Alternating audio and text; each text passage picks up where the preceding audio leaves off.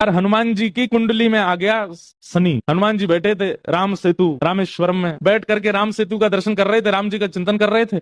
इतने में ही शनि महाराज आए। हनुमान जी ने कहा, अरे आइए आइए आइए भगवान, आप कैसे आए? बोले भैया अब हम बोरिया बिस्तर सब लेकर के आए हैं, 7.5 साल आपके संग ही रहेंगे। 7.5 साल के लिए आती है शनि की दशा। हनुमान जी बोले बहुत बढ़िया, बहुत दिन हो गए अकेले रहते रहते, बढ़िया एक एक कंपनी मिल जाएगी, आ जाओ।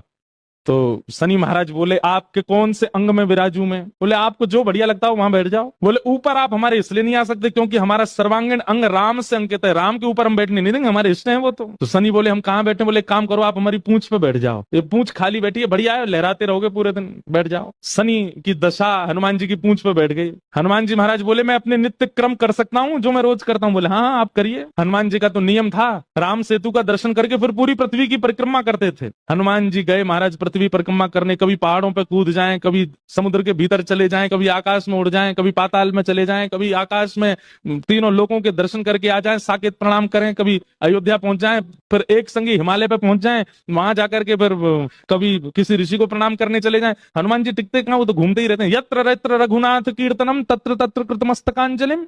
जहां जहां कथा होती है, ये बात लिख लीजिएगा, पूरे विश्व में जहां भी कथा होती है हनुमान जी एक क्षण के लिए सही आते हैं, सब जगह आते हैं। अब अपनी संध्या वंदन करके तीनों लोगों की परिक्रमा करके पृथ्वी परिक्रमा करके फिर हनुमान जी ने लिस्ट निकाली कहां कहां कथा चल रही, सारी कथाओं में गए एक एक सेकंड के लिए। इतनी उछल कूद और इतना ज्यादा एनवायरमेंट चेंज हुआ, व्यक्ति अगर एक मौसम से दूसरे मौसम में जाए तो जुकाम खांसी हो जाती है, क्या क्या। ये तो कभी तो चले जाते हैं 40 डिग्री सेल्सियस में, कभी -40 में पहुंच जाते हैं, कभी आकाश में चले जाते हैं, कभी रसातल में पाताल में पहुंच जाते हैं।